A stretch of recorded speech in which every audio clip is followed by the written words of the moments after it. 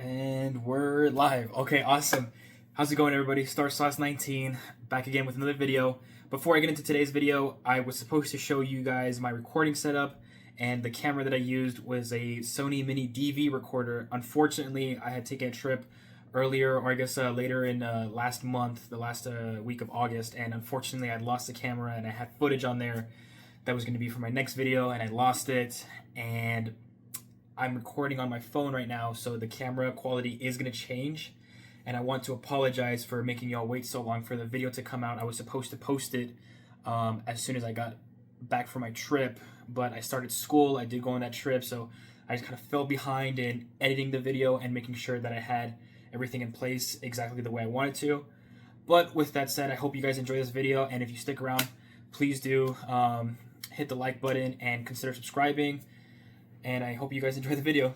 Catch ya. Okay. Alright, let's get into it. Star Sauce 19, back at it again with another video. Today, what I have for y'all is another motivational video.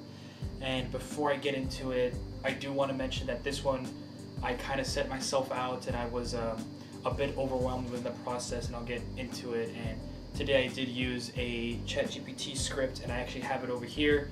I would show you, actually I'll probably show you in a second, but my recording setup is a little wonky, and I'll actually show you guys a picture of my current recording setup because I wanted to use the camcorder to record this video. Now, the topic of this video is personal freedom. What does it mean to be free, and how do we actually gain it as individuals? And freedom can mean a lot of different things to a lot of different people, and it obviously just depends on who you ask. It could mean the ability to move freely without restraint. It could be finding a passion in something that you do every single day, and some people, it could just be thinking for yourselves without any outside noise. But for me, it's more of like a shower thought kind of question, or something that you think about when it's like 5 in the morning and you're just in bed and you're like, I can't go to sleep. And right now I'm 23 years old, I'm fresh out of the military, and the past 4 years, well, I've been out for a year, so I've had a lot of perspective now that I've been out, but those 4 years that I was in, it felt like very structured, pretty straightforward every day, day in, day out, and it was just an endless rhythm that I feel like I wasn't fully in control of. I still had freedoms, you know, in the uniform, but there's obviously limitations, and there's only so much that I can do in the military. And when I was separated from the military, I kind of had this freedom that I didn't know what to do with, and I really thought to myself, what a wonderful world. No, I'm just kidding. What I thought to myself is like, shit, I feel like I have so much freedom now, so what am I supposed to do with it? Like, how do I take this freedom that I have and use it for something that's gonna make me grow as a person, that's gonna advance my life, that's gonna allow me to achieve the things that I want in life? And that's kind of the idea or the concept that I want to share with you, kind of like my journey and just the idea of personal freedom. Moving on, I can give you some examples of freedom that I wrote down. I see freedom in 3 different ways. I see freedom in my younger siblings. They still live under my parents' roof, as do I. Obviously, I have more freedoms because they're still in school, and I'm basically an adult, and I, help pay for stuff around the house. But my parents guide them on a day-to-day basis, right? They're like, hey, you got sports today, or hey, make sure you do your homework, or hey, why don't you go practice outside for the sport that you have? But they still get to make choices on their own. Anything from, oh, hey, I want to go play with my friends today, is that okay? Sure, son, sure, daughter, you can go do that. Or if it's more like, hey, I really want to try this arts and crafts project, can you help me, mom and dad? Sure, we'll help you. And it's just a very innocent sense of freedom, if I were to ask them the question, they would probably be like, yeah, I'm free, I can do whatever I want, I'm just so happy, right? So there's innocence in freedom.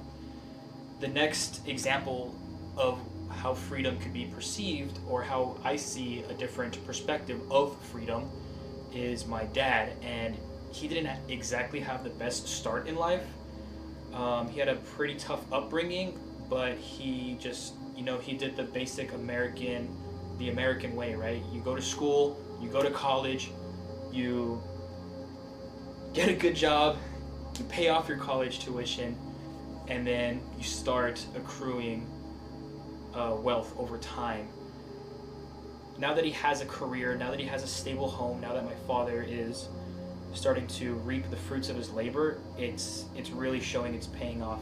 He's able to provide a roof over our head, a nice house. I have my own room, my siblings have their own rooms, and he has a pretty nice bank account building up for his retirement. He had a low starting point, but he brought it to a higher end point, so that way I can thrive, so that way my siblings can thrive, and I want to be better than him. Not to one-up him, but to take the starting point that he gave me and just push it even further. Actually, the example that I gave, my military perspective, the freedom that you gain from separating yourself from such a binding environment, that's the third one. Moving on, for this video, I asked 100 people the same question, and here's what I asked them. I asked them, are you free mentally, physically, in how you live your life? Do you feel like you're in control? And this is a very thought-provoking question, so it was pretty tough for me to get through to 100 people, and I feel like there was some faultiness in my exact wording of the question, because a lot of the times there's so many limiting factors of the real world, which I will get into, that make people not feel free. By all means, I am not an expert. I'm just literally some dude on the internet with a camera, with a computer, and just the idea, right? Just the concept, and I'm just wanting to share that with you. If I can make an impact on one person, then I think it's for sure worth sharing, or it makes it worth sharing. So moving on, I did say that I was going to mention that I felt some kind of burnout during this process, and I feel like transparency is a very key part in building a good channel, in building trust in my viewers. When I finished this whole crowdsourcing of information, I had written down so much shit. I kind of like loosely organized it, and I should have tried to organize it a little bit better beforehand, so that way I could better string together the information once I was at the end. And here, I'll even show you. So there's the tallies of yes, no, and kind of. I wrote down some quotes, and it went to the back here, and I think on one of the other pages it kind of overflowed a little bit. But this is just the one notebook that I used for the tallies, and then this one was for the concepts and the themes that I recognized amongst people that I asked.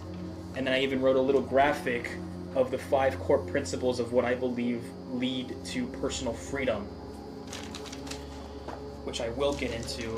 But just to kind of wrap up this part, it felt like I was an engine, right? And a perfect analogy, I was an engine, and I feel like I was charging hard, charging forward, going at a 100% pace. And once I got to the end, and once I had all this information, I was just like, oh my gosh, like how the am I gonna process all of this? And I really had to sleep on it, and I was like, I don't think I can do this by myself. So I used the tool of artificial intelligence. And I think that actually goes into one of my core principles of knowing your limits and then using the resources you have available to you. Which brings us to the third part, the 5 core principles of what I believe freedom is. Number 1, seek risk and discomfort. Don't just avoid the tough stuff, lean into it with a purpose.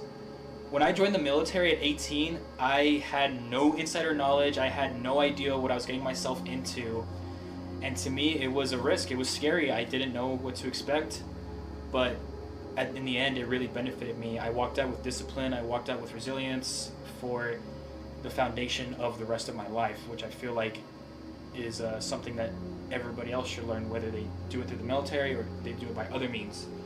Or as one person told me in a survey, don't limit your challenges, challenge your limits. Core principle number 2, be smart and know your limits. Like I mentioned before, risk without awareness is just recklessness. You know, yes, we have freedom, but that doesn't mean go to a fucking casino and gamble all your winnings. If you haven't seen that video, check it out. I'll put the little hyperlink here or here. I don't know which corner it'll be in. Gambling video that I made. It was a story of how I lost $15,000, and that was a use of freedom, but it wasn't a very smart one. And I once dove into a project that I thought was going to benefit me in the long run.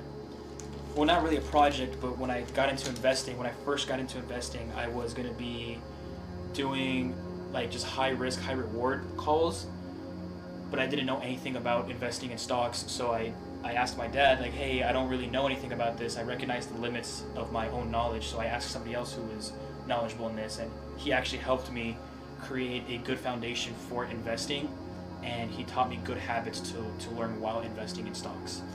Principle number 3, use your personal and use the world's resources. Look, today we live in an era where we have information at our fucking fingertips. Even if somebody doesn't have a phone, even if somebody doesn't have access to a laptop, there are places you can go to where that's publicly available for free. There's libraries. I'm pretty sure there's still even internet cafes. I don't know if those are a thing anymore, but I guarantee if you look for one, you might find one. You can even ask somebody else that you know, like, hey, you mind if I use your laptop? You mind if I use your home computer to try to do some research on this thing that I'm wanting to do? You can definitely find ways to get information. I had talked to someone from a small town, and they said that they felt limited because they lived in a small town, and I asked them what their passion was, and they said, oh, I love cooking. And the most challenging thing I could think of for somebody who loves cooking with the limitation of living in a small town is have a bake sale for the town, right? It's a challenge. It's something that seems very doable, and while you're doing it, you create connections with people, and that also helps you grow as an individual. That helps you achieve more freedoms. Point number 4. Learn resilience. The world is going to push you back. It's going to kick you down over and over and over again. And not everyone's going to see the vision that you see. Not everyone's going to think the way that you're thinking. So in order to just separate all the negative and push past it, you need to learn resilience. And it's not about proving those people wrong. It's more so proving to yourself that you can keep going even after getting knocked down. And the last principle, number 5, the most important one, sticking to your guns. A perfect example of this is I snowboard. I got my snowboard right here. You can see right here. When I went snowboarding for the second time ever, I was on the mountain by myself, and the first day that I went to the resort, I was having a really hard time getting down the mountain, and it wasn't fun. I didn't feel like I was having fun. And there was an individual that came across to me. He's like, hey man, you should watch some videos, but I want you to visualize, literally close your eyes and visualize what you're going to be looking like going down the mountain, and that will 100% help you go down the mountain. So later that night, I had actually looked up videos of techniques to learn, of like practices to do while you're on the mountain. So I saw the videos of these people doing that, and then I literally closed my eyes and I visualized, okay, this is what these people are doing. What's it going to look like when I do it? So that's exactly what I did. And the next day, the second day, I had a much better time on the mountain. I wasn't no Shaun White on the mountain, but I still had a significantly better time than the first day. That is why you should stick to your guns. I stuck to my guns. I was like, you know what? No, I'm going to keep trying. I could have quit. I could have, let me just go back to let me just leave the resort and just leave. I don't want to do this anymore. But no, I kept to it. Moving on to the 4th part, the survey portion of freedom. I asked 100 people, and here's the results. 56% of people said yes, and one guy who was fresh out of high school told me that he was a good student and that he got good grades, he did what he was supposed to, but he felt like he could do more, and that's when he started reading books on mindset, he started reading books on day trading, he started looking up videos of day trading, books of how to think like an entrepreneur, books on how to change your mindset of how money is supposed to be handled, right? Like, don't work for money, try to make your money work for you. That's a very popular saying. He was trying to get his friends into it, he told me, but they just weren't into it at all. And that's essentially two sides of freedom, right? You have the freedom to choose, but deciding that you can do more and actually doing it proves that you are using your personal freedom to its maximum potential. Moving on to the no portion, 21% of people had said no. A very common thread that I saw in this group was the rat race, or struggling to keep a work-life balance. So many people said they had to work just to stay afloat, and one man even told me that losing his eyesight changed everything about how he felt in his everyday life. And that reminded me that freedom isn't just a mental thing. Sometimes it's literally physical, and it binds you. But even then, I feel like there's some way that you can achieve your own sense of freedom. Like I said, it's perspective. It's all about perspective. It's very much a mindset, which leads me to the kind of portion. 23% of people were stuck in the middle. They were like, yes, I am free, but there's these things that are keeping me back, or no, I'm not really free, but I can still do these other things. It was a very gray zone, and a lot of them struggled to answer the question or give me an example or elaborate on that. For them, I would say it's all about taking small, calculated steps. Seek discomfort, use what you have, and build momentum. Moving on to the fifth part, I asked 99 people, and I was the last person to ask myself the question. And this is the reflective part. This is where it started to get a little bit nitty-gritty. This is where it started to get into the meat and potatoes, the more psychological side of it. I kind of hesitated to answer the question, but not because I didn't know the answer, but it was just like I wanted to explain it. I want to explain it as clearly as possible to anybody who's watching this video. And in short, my answer is yes, I do feel free. And there were some people that I was interviewing, and they said, no, you're not free because you're working for someone else. But my counter to that is that everybody works for somebody. Even if you're the CEO, you have to satisfy what's ever making you money. For me, freedom is a mindset that I choose daily. And I use my 5 principles in everything that I do. I try to use it in everything that I do. And the best example that I can give to this is the jewelry business that I started, which I'm going to try to post a 3rd video, or not that I'm going to try, but I will be posting a 3rd video and updating where I am in that journey. But to those who haven't watched that video, I started with a 0 experience of starting a business. I had no knowledge of creating jewelry. I just had a 3D printer, and I had the willingness to learn. I figured out how to cast, I figured out how to polish, and I figured out how to advertise my products. And eventually, I made my first sale, and right here, I framed my first dollar. This right here, this is a proof of concept. This proves that what I'm saying has truth to it. If you take away anything from this, it's that you can do it too. It's that you can apply these principles in your everyday life, and it will work for you because it worked for me.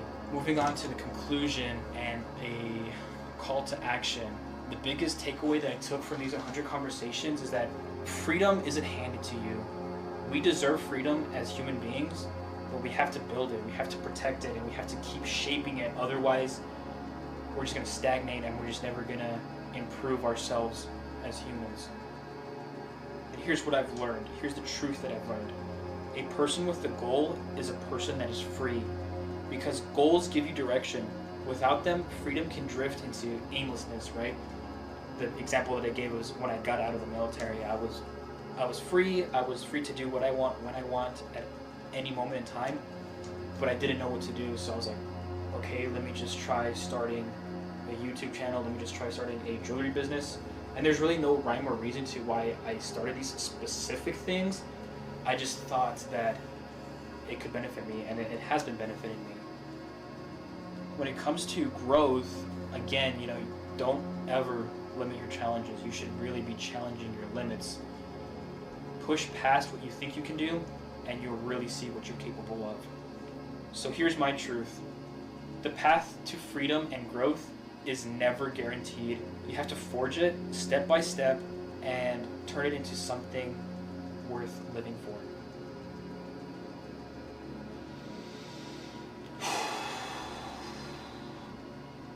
And the line that I always stand by, which is a quote of my own, is, let the fear of never trying be greater than the fear of failure. Take control of your own life and bend reality to your will. I know that's a lot to process, and I'm done with the script now, so now I'm just speaking straight off the mind. What I want you to do as the viewer, as the consumer, is apply these principles that I have shared with you. Look at the examples of the people that said yes, the people that said no, the people that said kind of, and see how that reflects in your own life, or see how that counters your own life, or shows the opposite perspective of your own life. I want you to apply these principles, and I promise you, you will have personal freedom. You will be able to grow as a person. You will be able to forge your own paths. You will be able to become an original thinker. Because with the way that the world is right now, social media, the news, what like society tells us, it really shapes and it really influences who we become.